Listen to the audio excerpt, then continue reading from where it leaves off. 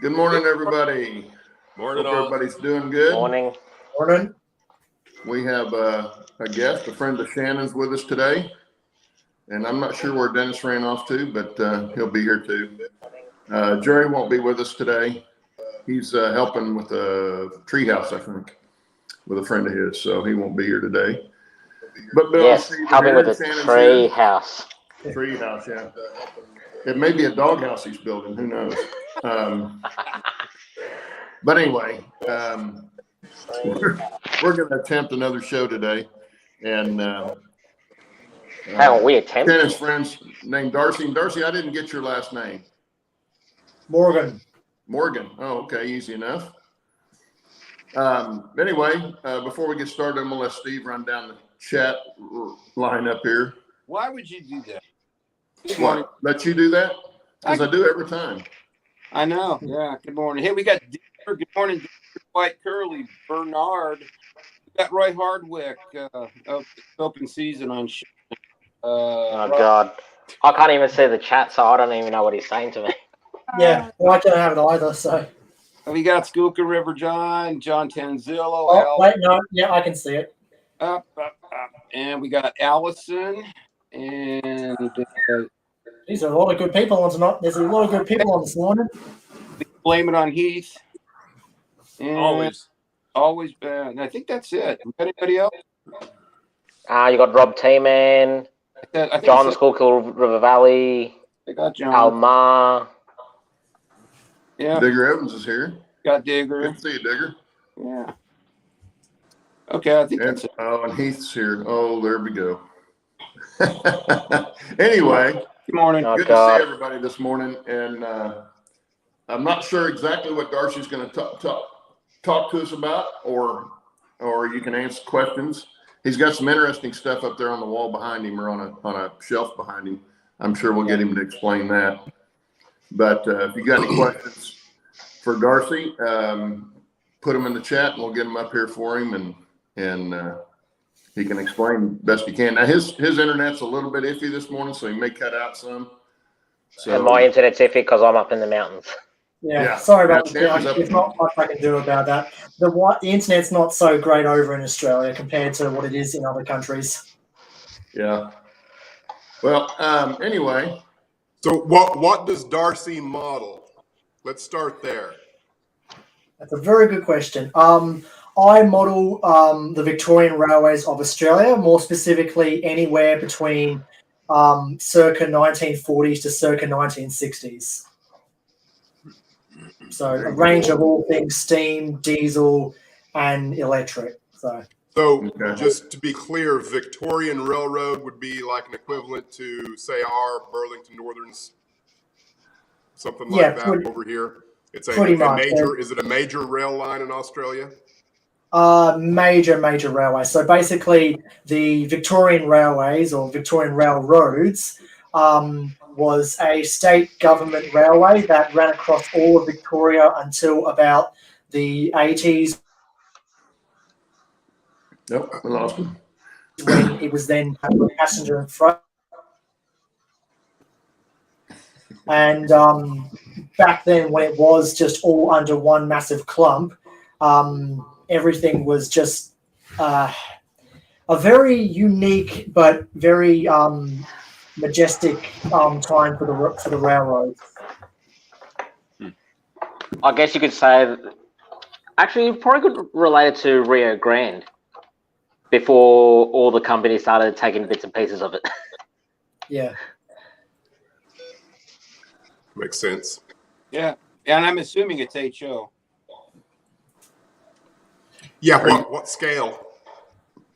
I model HO. However, I am trying to get into modeling the Victorian Railways / railroads for 5-inch live steam.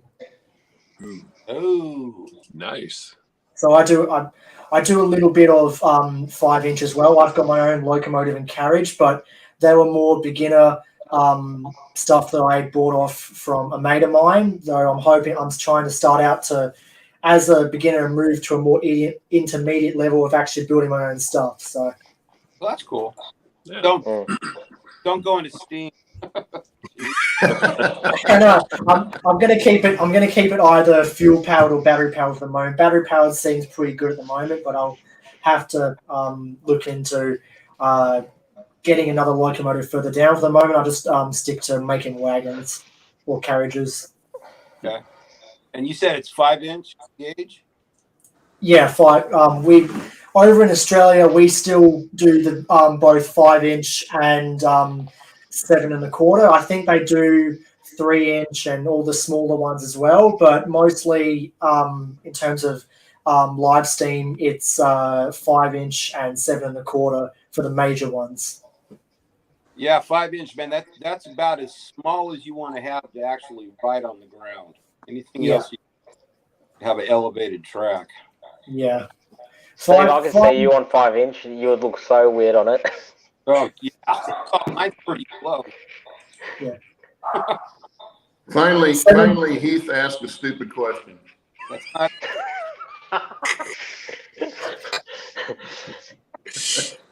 Hey. I'm not No, mate. You've got the numbers right in front of you. You tell us. I think his girlfriend's telling me just the opposite of what he thinks, but that's all I'm going to say about it. Yeah, all I can hear is a zipper getting undone right now. Oh, yeah, that's far enough. No. Anyway, Darcy, before anybody else gets to ask, I'm going to have you show us the stuff behind you there, and he's breaking up again. If you'll show us the, I don't know if he can hear us when we can't hear him. Probably not. We'll find out in a second. So you have to ask that again. My thing glitched out. Sorry. The signs on the shelf that you showed us earlier. If you show everybody else. Yeah, of course. You don't have to take them off the shelf. Just point to them if you want. Right, make him big, Claude, so everyone can see. Making big. I spend way too much money on buying stuff I shouldn't, but I spend a lot of my time collecting railway valuables and signs that either from the past or from the modern day. For retrospect, I've got 3 technically locomotive plates. None of them are original, unfortunately, but the closest one you do have to being an original is J516, which is fully iron cast and weighs an absolute ton. The other 2 are wood replicas, but still they're pretty good on their own. What I can say is original are the Velocity locomotive plates. So for about 3 or so years, I used to work as a Boilermaker apprentice at a place that built trams and trains. And whilst I was working there, the trains were going through the refresh and they were just chucking out the old signs and putting in new ones. I managed to get talking with some of the guys that worked there, and they were generous enough to, instead of throwing in the trash, pass them on to someone who'd be able to put them into a nice little collection. For Flinders Street, so just a bit of context, in Victoria, Flinders Street is basically the main station terminus for trains around Victoria and is the second station to open on the first line ever in Australia that was from Sandringham to Flinders Street. And when they changed over the sign, which was about from 2010 to 2022, it was Metro's blue and white, but they've gone for a more simplistic look, and so they chucked these ones out. I actually managed to get this through a friend of mine who knew a few people who work with Metro, and it just so happened that Platform 6 was for the Pakenham and Cranbourne lines, which coincidentally at the time went past the place I worked at. So I've got a question. What's the significance of the letters in front of the numbers? So the J, for example, so the J actually represents the type of locomotive. So compared to what it is over in the US where it's all numbers and stuff, we actually have letters representing the type of locomotive, and then the number corresponds to what number that is. So let's say for the R classes, for example, it went from R7. And he got out. 700. And the letters themselves, I'm not too sure why they gave the letters for whichever locomotive, but that's just how they've done it to make it more easier to recognize what's what. So Okay. So it's kind of like, Steve, you know how you got your SD40s, your SD45s. yeah. I got you. Okay. Well, I know the But they, Norfolk Western, their steam locomotives, they classified them like they had the J class and. but they're not usually on the number board. No. So that's the difference. Yeah. Yeah.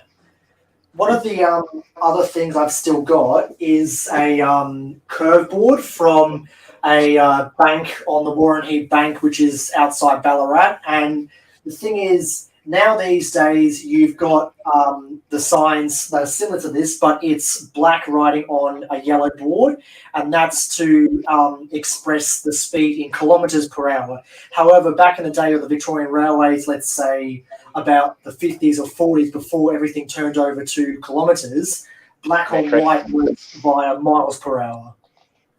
Okay. Is that the red box there? Is that a marker light or a lamp? I'm pretty sure it's just a marker light that they use on roadworks, or could be a sim light. I'm not too sure, but it's got the name of Appleton on it, which, as far as I'm concerned, signifies with Appleton Docks or Appleton Yard, which is basically right next to Dynon, which is the main freight terminal at the moment in the present day in Melbourne. So. I'm not sure I understand Bernard's question. He says, so what would steam versus diesel versus electric? I'm not exactly what he's after.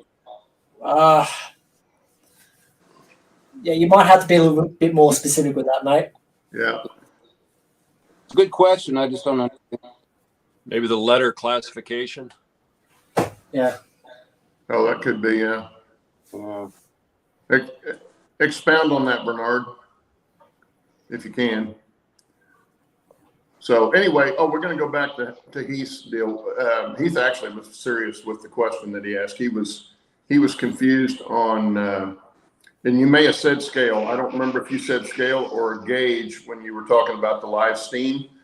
I know sometimes that gets interchanged, and it's scale. Scale has to do with the size of the equipment and the actual scale you're modeling in. So like Steve's train, even though it runs on 7.5 inch gauge, it's an 1.5 inch scale, correct?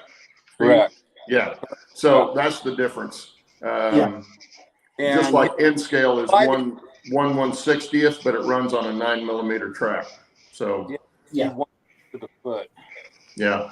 So that's the difference, Heath. And I didn't mean to make light of it. I thought you were asking a silly question, but I didn't know you were serious.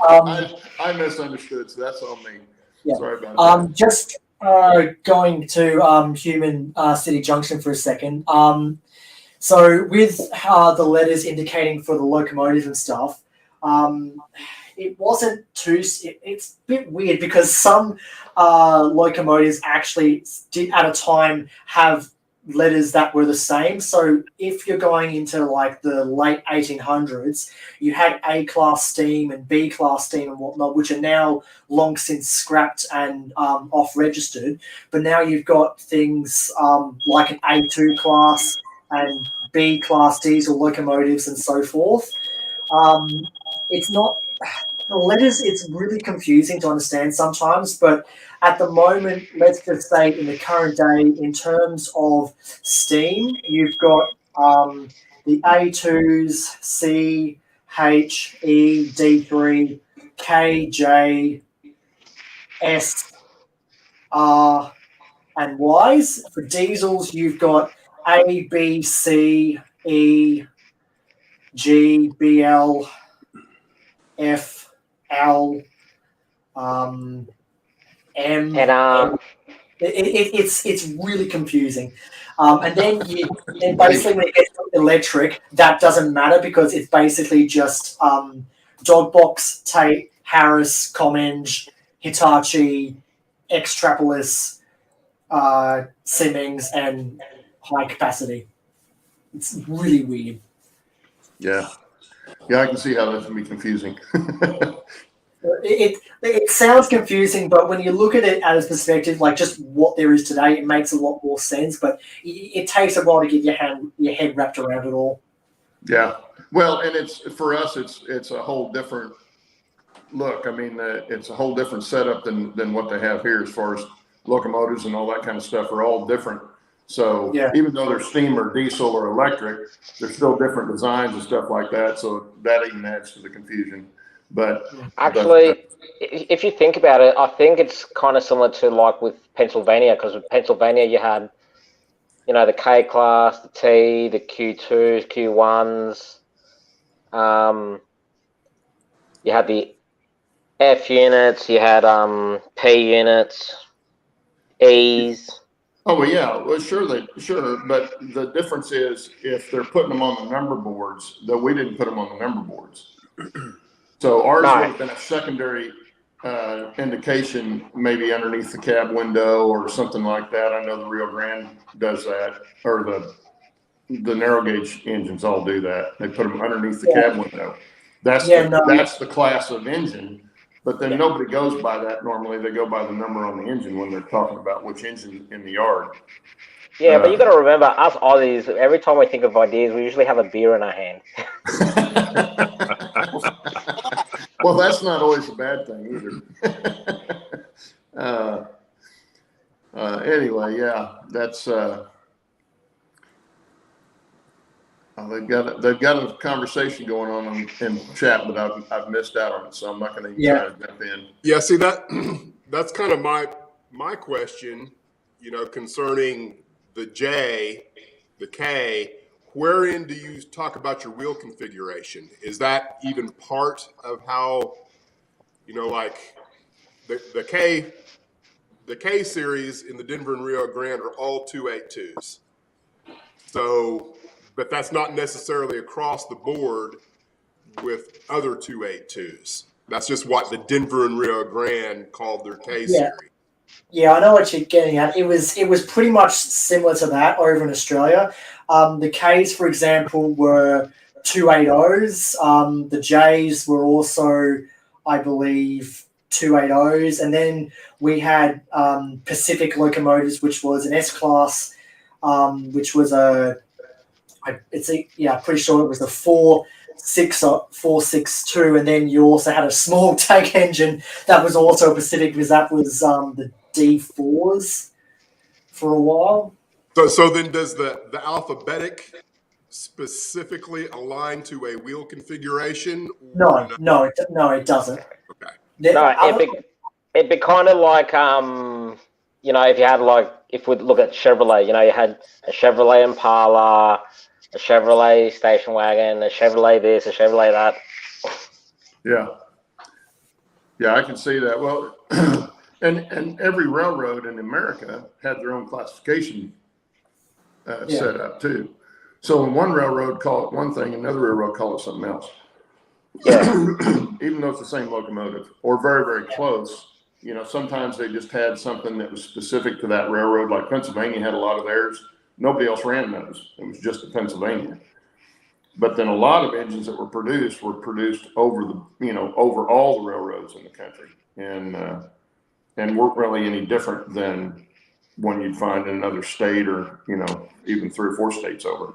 Well, yeah, if you use the term consolidation in the United States, pretty much everyone knows you're talking about a 280. Right. Yeah. And then A class, they were a 210-4. I think they were the only ones that had it. That's why they called them the Santa Fe. Yeah, exactly. Well, the Santa Fe chassis was a 210-2, and then when Southern Pacific adopted it, they reclassified it as an F-class series locomotive. And then when they came up after they adopted it, the F second generation became a 410-2. Yeah, so just for reference, this is basically what a K class is, more or less. Okay. And you're just rubbing that in my face. That's a full gauge, though, correct? HO. Yeah, but I mean full gauge on the real one would have been a full gauge, not a narrow gauge.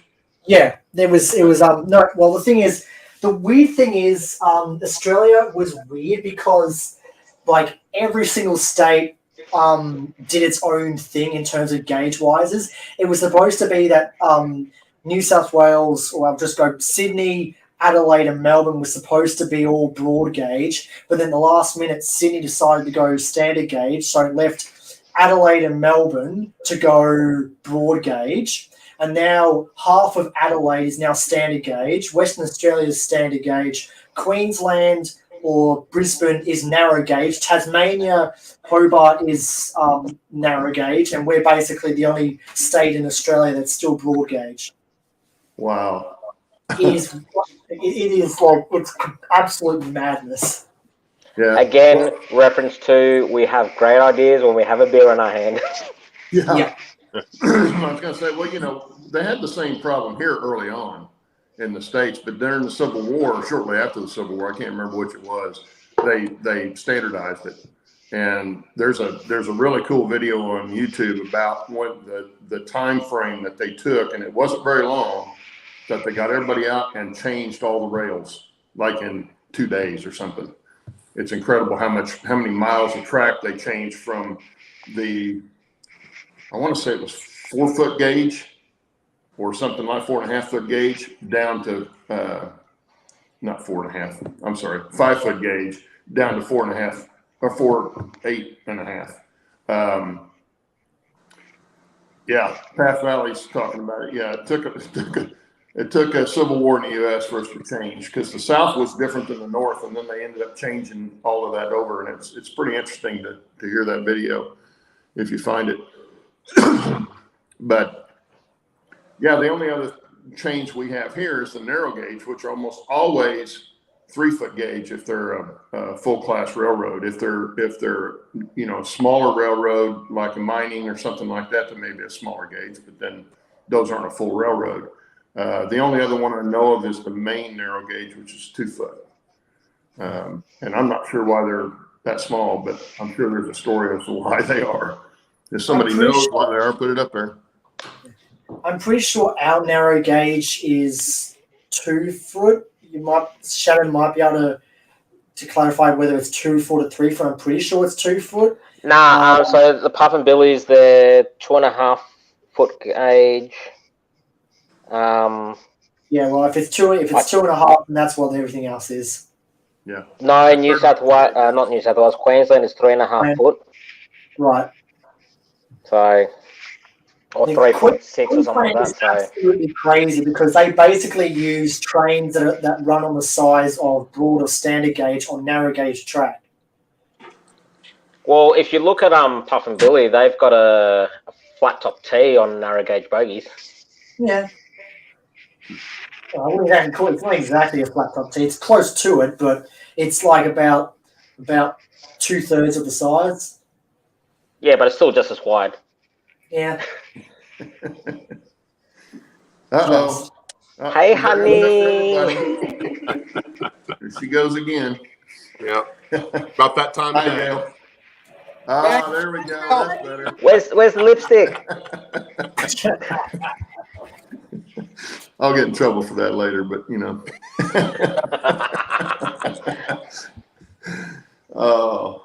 anyway. So what were we talking about now? Anybody else got any questions for Darcy?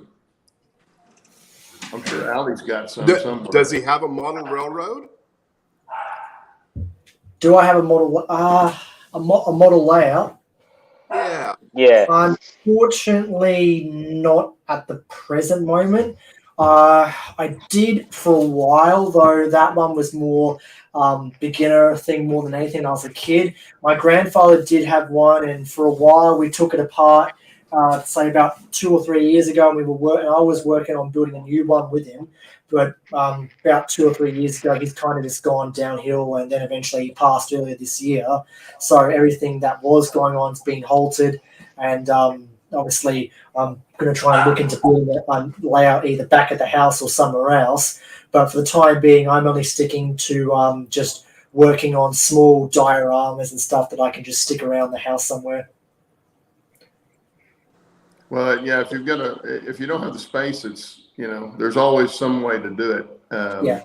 I mean, I probably wouldn't have the space. We're building another room at the moment, so once that's done, I'll probably be able to put up something small in there, a little layout that I can go back and forth on. Yeah. Well, then you have to ask the powers that be if you can. In my case, anyway. Do you have a diorama you can show us? I do actually. I've been working on one of those. So, what I've got here is basically, I'll just move this back.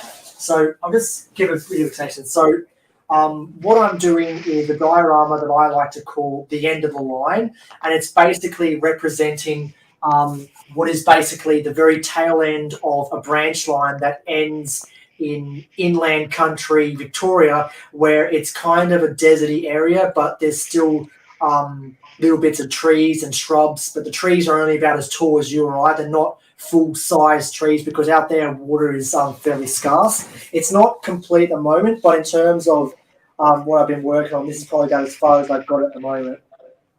Cool. Nice. Oh, pretty good. Yeah.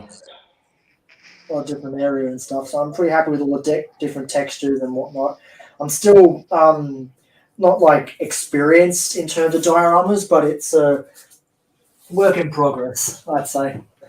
Yeah. Well, it keeps you modeling though when you don't have a layout. So. Oh yeah. It's like I say, there's always something to do in the hobby, even if you don't have a layout. Got all the guys I've seen that they don't have a layout, but they've got tons and tons of rolling stock and engines, and it's like, it's kind of crazy. They've got that much to put on a layout, but don't have the layout. Well, the only layout I do have is a layout of a club that I go to, but it's not really my own personal layout. So sometimes that's better too. Oh yeah. You don't have actually, in saying that, Yeah. now I think.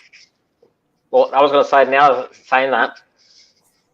Looking at this guy over here, I'm pretty sure this is what he was like about 20, 30 years ago. Yeah, probably longer than that. And Darcy, if you're not familiar with Bill, he's got 3 different scales in his garage that he's got. So show us what you've done lately here, Bill. Okay. Yeah, I'll show what I've done lately, and then I'll just do a quick pan over all 3 of them here. So, okay. All right, Dennis, get your bag. So let me move my chair out of the way. So this past week, since we were together, I've gotten my fascia on, nice. And I finished up scenery, at least in and along here. Down here is going to be where I'm going to have a water scene, so just a piece of a river running through here. There's going to be some big deciduous trees I'll scratch build. So I've done that. And then over here, got the fascia on this side as well. And then again, hard shell scenery is finished in through here.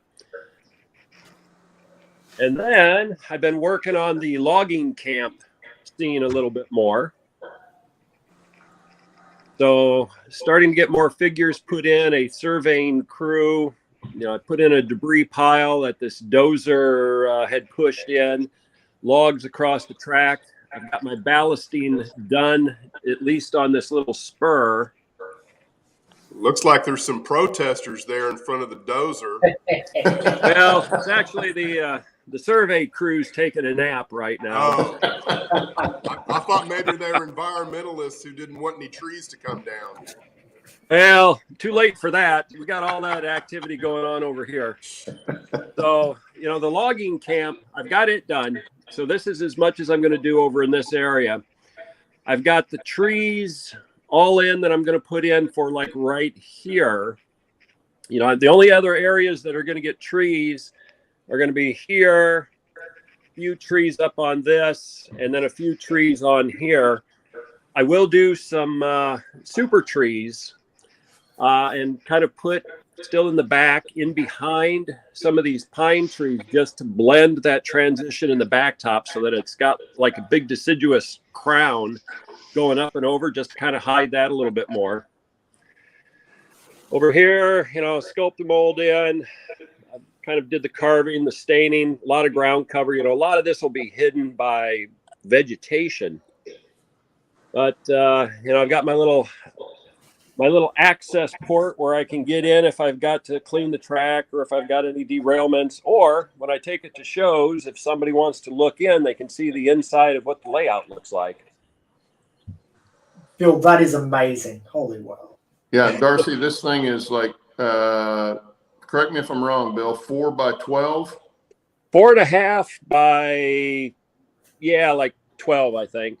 I'm trying to remember what I've got. It's like 4.5, 9, maybe 4.5 by 15. I'm not sure. I'd have he can separate that into three different pieces. So this is 3 pieces put together. He's building it to take to shows, and it's phenomenal. Yeah. And he builds all his own trees. Yep. Every one of the trees is scratch built. You can see right here is a seam between one of the modules and then the other one. So nice tight joints. Yep. There's the seam running there, and it separates. Oh, and yeah, since last time too, I've got my track and ties all painted. So I've got all of that done on the O standard, as well as then the narrow gauge. Yeah, well, between the modules, it's a very clean transition. Yeah, I wanted it to be. I did my best. That's where using like wax paper between the 2 pieces when it's tight, and then you're doing your plaster and sculpted mold, gives you a nice tight seam. Yeah. Like right here's another seam. So this is, one side, and then this is another piece, and then the seam goes up the cliff. And the only way you're really seeing a seam is if you're looking up here at the track, and you can just kind of see where the separation is. Yeah. Where am I? I can't see me. You got. Oh yeah. Shannon's in there with a bear watching him. Oh yeah, I forgot about that. Yeah, let's see. Let's see if we can see it. So there's Shannon in there. Shannon. You can see him. I can't see where I'm aiming, so I'm hoping I'm aiming the right direction. Yeah, you got Shannon. Oh God. There's the bear behind him checking him out. As Shannon's looking at the other bear over here that's checking him out, he's screwed basically. So yeah, he's got no hope. And then haven't done anything really over here, but I'll just show the still scene since Darcy, I don't think, has probably seen it. So I've got my moonshiners in the back there. Oh God. Have they found Sasquatch yet? No, but you know what? I am going to get one of those, and I'm going to kind of hide it on the layout someplace. Now, Bill, approximately how many trees do you have planted so far that you've built? All right, so somebody can do some quick math for me. So 78 trees are on this piece, and this is part of the contest. Then from this piece over, 309. So 387, something like that. Almost 400 trees, yeah. Yep. And there'll be, there's probably going to be another 25, maybe more, maybe a little bit less for over here. So it'll be well over 400. I've got my next batch of 15 trees. Just let the glue dry a little bit more. So over this weekend, I'll be building those and putting them on. That's going to be the last of this type of pine tree that I build for the layout. I think that'll take care of it for these trees. Then the next type that I'm going to be building will be more of these kind of for the foreground. So I'll scratch build a number of those. Those will kind of go like right in here as a cluster. And then I'll be making a couple of big deciduous trees similar to, and I know it's kind of hard to see with the dark, but similar to this one that'll go down by the river. Oh, yeah. So probably in the next week or so, I'll be able to announce winners for the a winner for the contest, because I should have my trees pretty much done within the next probably 2 weeks. If you could, Bill, kind of give an overview of your other 2 layouts for Darcy, so we kind of see what all you've done. So over here is my HO scale switching layout. Huh. So this is 4x16. So this is two pieces. Everything in my garage is on wheels so that I can move it around. Fair enough. This is Pennsylvania. You know, it's not modeled on a prototype area. It's just one that I built to have some fun with. But what I did with this one to make it interesting for me is, you know, I can do switching all day out here. It's fun. But if I get bored, I can take it apart. The crosswalk is the seam on this one. And the tracks that are here, all these four, and then another one on the other side, and I'll show you that in a minute, they line up exactly with the tracks that are down on the end down there. So I can take this part of the layout and move it, take it down, and then move this one this way, put them back together, and I've got essentially a completely different layout. Except you can pull out in your driveway to do that. Yeah, I won't get out onto the driveway. Yeah, roll out. I got too much of a slope out there. I couldn't get them together. Yeah, I guess they had street. Yeah, So that's this actually I a pretty have good fun idea for switching layout to be able to swap ends like that. That is pretty impressive. Bill, Take you over and show you the end scale here. Bill? Yeah. Question for you. Path Valley Railroad asked do you have any affiliation with Ran Track? No, don't even know what it is, to be honest. I'd not heard of it either, so. So just sweep it over on this way. You know, I like the old buildings. You can kind of see down inside. I like the detailing and adding all kinds of little features to.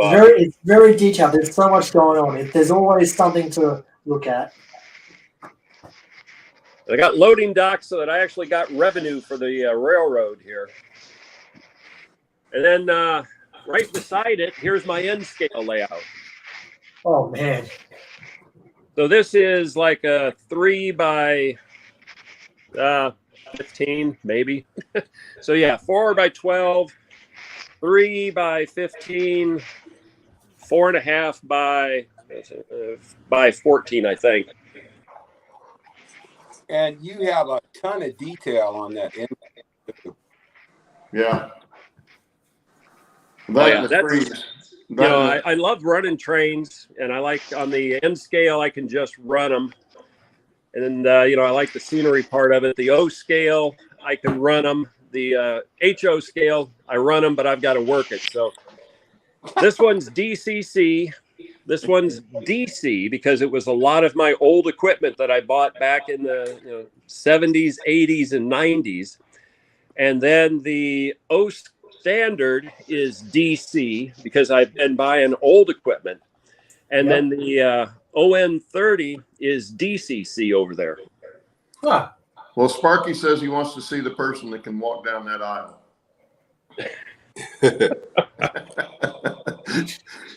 Walk down which aisle? Yeah, any of them, actually. Probably the one between the HO and the N. Well, that's easy enough. I can walk down that one because this is actually quite a bit of space. This is about 2.5 feet. So in the garage, I've got it where I've still got room. Like I've got plenty of space over here. I moved some of that stuff, and I can move this over yet another 1.5 feet. I can move this because it's all on casters. I can move this over and still have a walk space, and then I can still access, at least one side of the end scale. But the end scale is also on casters, so I can pull it away from the cabinets because I've got 2 workstations over there that I can do my modeling. And then lots of shelves over there full of paints and kits and whatnot. Hey, Bill, we still got to get you to the dark side to get the pointer. Yeah. I was watching Dennis when he did an update on his electrical, and he pulled out his pointer. Of course, he had a Heath mug too that he was holding, but that kind of explains what's wrong with Dennis. So anyway, that's what I've been up to this week. Path Valley says the Ran track is the Richmond area end track. Oh, So that's a local. I guess that's local to Richmond, and would make yeah, sense. actually, I hadn't heard of them. I'm in the north end of Richmond. I'm not too far from Short Pump and Ashland, and I know that they've got some club stuff up there, but I hadn't heard of Ramtrack for N scale around here. Okay, let's get Bill off the.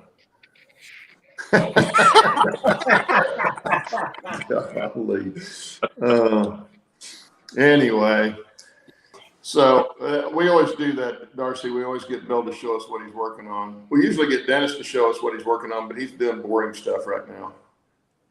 Yeah. Dennis has a really nice layout. Darcy, if you haven't seen it, you need to go to his Otter Creek and Rio Grande and see some of his nice videos. layout. It's a skeleton. Yeah, it's going to be really nice. Oh yeah, Dennis has got a great looking layout. I'd love to see the trains running like what you've been showing in some of your video clips. Yeah.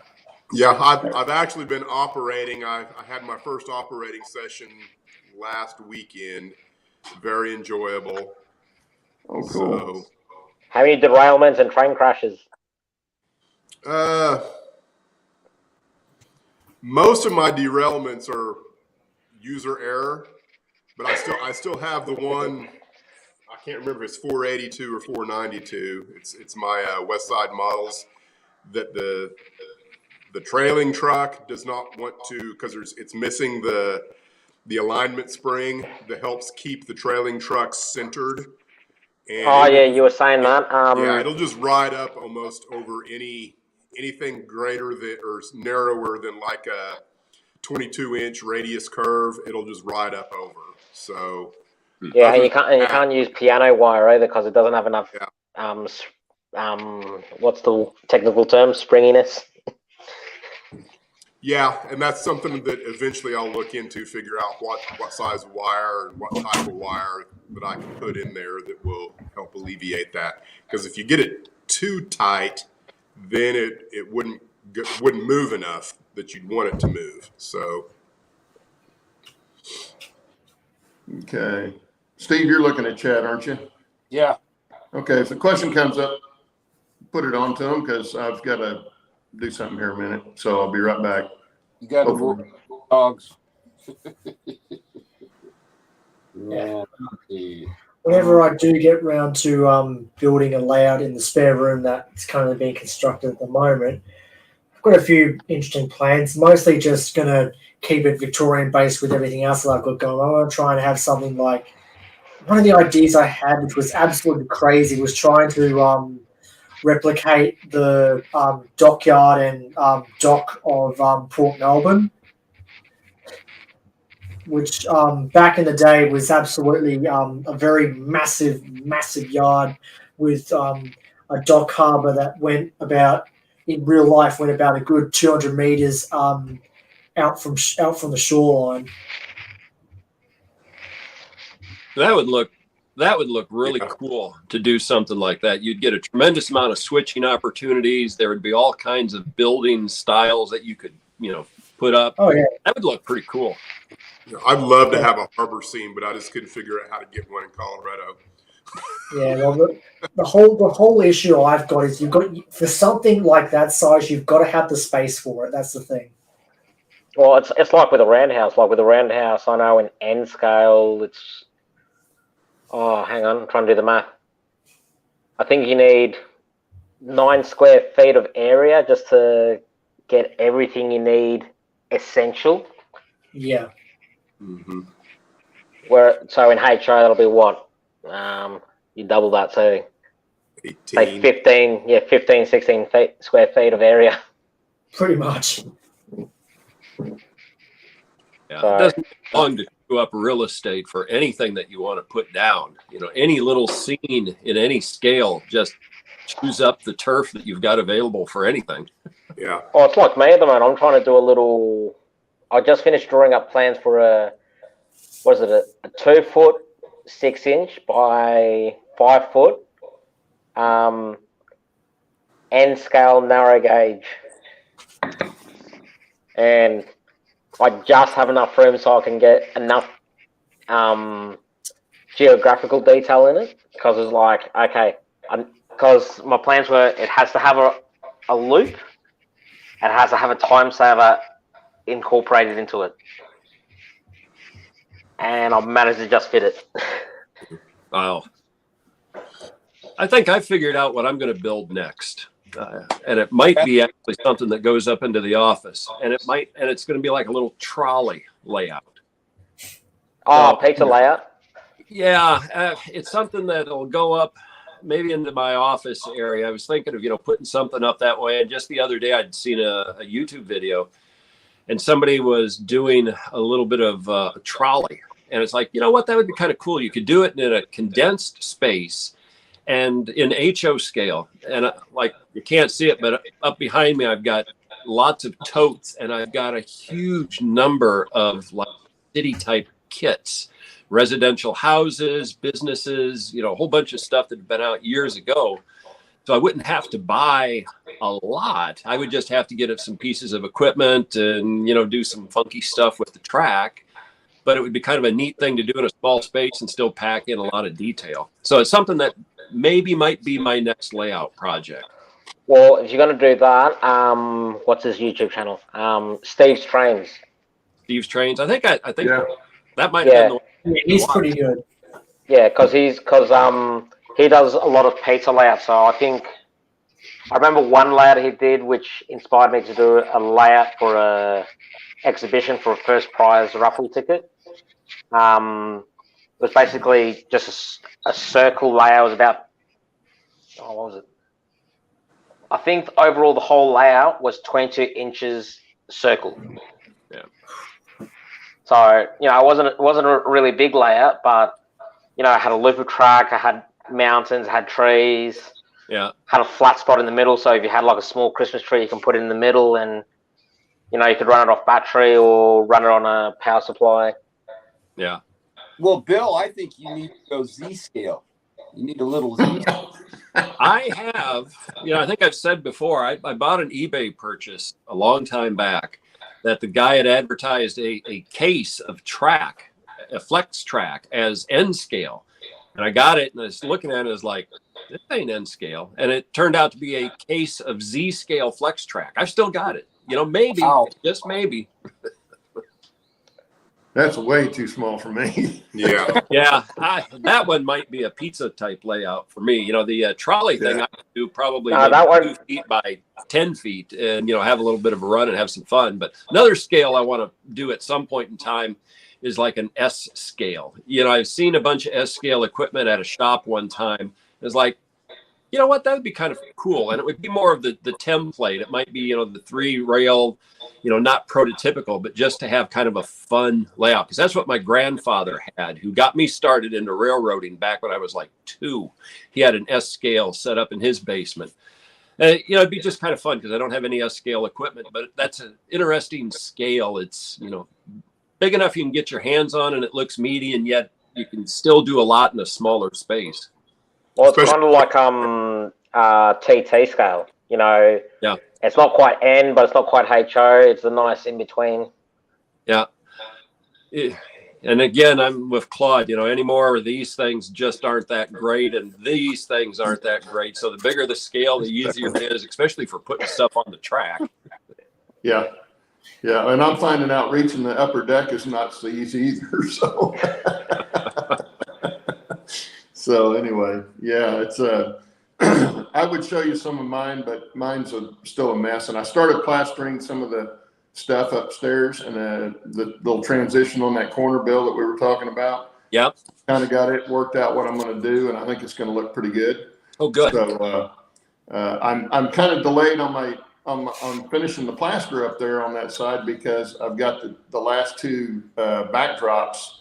I've got my order in, but he was out of town. He's going to be out of town till early this next week. So until he can get me back, my backdrops, because I want to get those up before I finish plastering, so that they're behind all that stuff. But it's coming along, and I'll maybe show you next week. I keep saying that, but just got to keep you on your toes, Keep us all in suspense. Another thing I want to say, Steve, you want to show them what that prize is that we talked about, I guess, when the show first started out, not this particular day, but the series of this. I've been cleaning my shop. I mean, I'm gutting it. I mean, there's so much crap out here I'm not using. So I've been doing that the last week. And I ran across, we originally had, we were going to give these away as a prize when we first started the show, but they're free Lionel pocket watches. Let's see that. Here, hang on. Let me get you big here. Oh, nice. Nice. Yeah. So, yeah, we were gonna do something with these, and we never did, and they kind of got buried. So we got to come up with a 3-year anniversary show coming up here in November. I think Shannon mentioned the date that. I'll find a date. I'll find it and I'll message Claude or someone. Yeah, we'll be able to find the date. I know it's in November when we started the show. Somebody's got to do some research to get the answer. I don't know what. But anyway, we'll do a contest of some sort, so you guys will want to be paying attention the next 3 weeks and get in on the contest, because that is a pretty nice little gift. Yeah, I mean they're not real. I mean they're not fancy watches, but it's kind of a cool little thing. So yeah. So anyway, yeah, that's the next thing. Well, we still got about 8 minutes here. Anybody got any more questions for Darcy? Or any of the rest of us, for that matter. Or if you've got Yeah, I've got one for Darcy. You know, as we're all model railroad pack rats. And I know you don't have a layout. Like how many engines and cars do you have that you've accumulated for when you do have your layout? Kind of like what we all say. that is a good question. Hang on, I can just see he's like. I'm just going to take a rough guess. I've probably got about I used to have a lot of British stuff starting out and American stuff, but that stuff kind of got pushed when I went moving towards Australian. I've mostly just got Australian now. I've still got a little bit of British, but I'm trying to phase that away. In terms of coaches, just Australian-wise, I've probably got about 20 or so carriages. For wagons, I've probably got about anywhere between 150 to 200. And for locomotives, I've got somewhere between 20 to 30, which range between DC, DCC, and brass as well. Sounds pretty typical. Yeah, the first say sounds like the rest of us. Yeah. It's a good amount, and in the future you'll continue to get stuff and continue to expand, and when you get to be like my age, Dennis, Claude, and Steve, you'll have a lot. Oh yeah. Or you'll end up like with me when the kids come, you have to sell some of it off a bit, and then when the kids are gone, then you buy it back.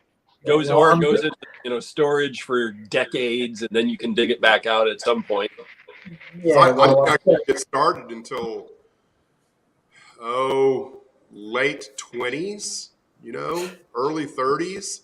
I've got maybe 6 or 8 in-scale locomotives. I think I've got 13 HO. And then my roster right now for cars on my HO layout, I think I've got 32 cars is all I've got at the moment.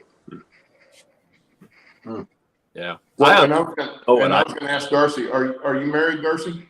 No. No, I'm not. Oh, okay. So you don't have somebody you have to answer to for that. I don't know. I'm only in my 20s. I'm nowhere near that stage yet.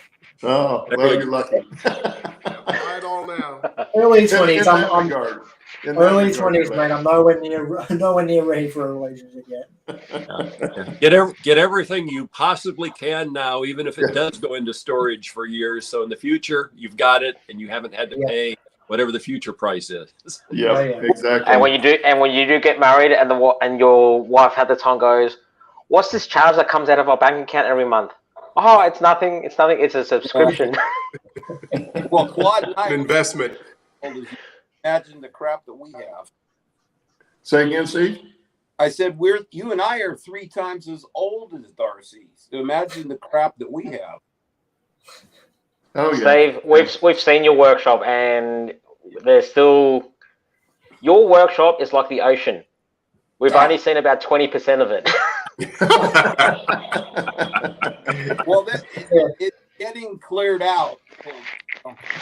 Yeah, well, you wait a few years until I've got a larger collection, because you basically have HO, the small amount of end scale I have, 5-inch, and the bicycle I'm working on plans for. I'm trying to build a bicycle that can actually sit down onto broad gauge track, and you can actually ride it along. So I'm wanting to try and make 1 or 2 of them. So at some point, me and a few mates can just chuck a thing in the back of our trailer or something, go down to one of the old abandoned railway lines that are still out in the far country that you can still ride on, and go for an afternoon ride on them.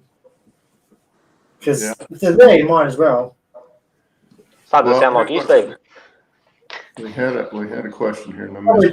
Probably bring a little trailer, a little rail trailer in tow as well, with a chainsaw or 2 just for any trees that might be sticking out of the line. There you go. That'd be fun. Yeah. Allie wanted to know how old you are. 22. Oh my goodness. Wow. I only just turned 22 anyway. My birthday was at the start of the month, so. You just killed me right there.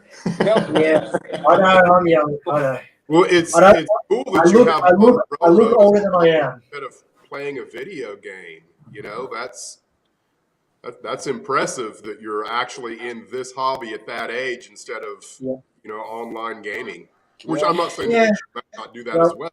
But I got brought into it by my grandfather, and basically I've just, despite what other kids have done, I basically just pursued my entire life to being around trains. So I grew up around trains. I've spent 3 years working on a workshop that actually build trains. I spend a lot of my weekends and free time afternoons volunteering on a heritage railway, so there's that as well. And when I'm not doing anything else, I'm probably out and about the country chasing heritage charters or just trains in general when I have the chance. There you go. awesome. Well, Actually, that's some nice stuff you can do now when you don't have somebody at home that's wanting to know where the heck you're at all the time. Yeah.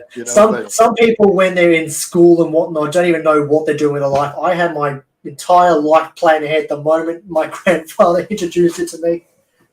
There you go. Good. There you go. Well, sometimes that's a benefit to know that what you want to do. Yeah. In saying that, talking about age, and I want to get a lot of flack from Container Man Roy. I know this, but I'm starting to transition to you guys. I've got a couple of white hairs coming out here. Oh boy. Oh boy. They'll come in quick once they get started. Yeah. Have hair. Well, you can get those too at any age. So, I mean, it's just like I started losing my hair when I was 14. So it can happen really quick. Well, for once, I'm not the youngest, and second, I'm starting to become one of you. Well, next to Darcy, you're closer to our age. Sparky, yes, I do have a YouTube channel. It's right next to my name in the brackets, and I also do have a website as well that I'll be occasionally uploading photos to and stuff. Mostly the YouTube channel is based around trains. I'm trying to get a modeling series going where it'll occasionally be building dioramas and so forth, which I kind of been out for the on YouTube for about a year or so, but I'm getting back into it. So I'm trying to get the ball rolling at the moment with hopefully at least a video a month. Cool. All righty. Well, that's the end of our hour, guys. And Darcy, thanks for being on. Really? Yeah, no worries. Thank you for having me. Yeah, we'll get you on again sometime. And thank you guys, everybody, Dennis and Bill and Steve and Shannon and everybody in chat. Hope you all have a good week. And don't forget to keep an eye on us the next couple, 3 weeks. And we'll figure out the contest we're going to have for that gift. And and you'll be able to get in on that. Very cool. Nice. Did somebody else just have something? search up the Lone Rail Rider on YouTube. It'll be the first thing that comes up. Oh, there you go. Okay. Thanks again, Darcy, and everybody. Have No a good worries. week and Here, rest of your weekend, and we'll see you next week. See you later.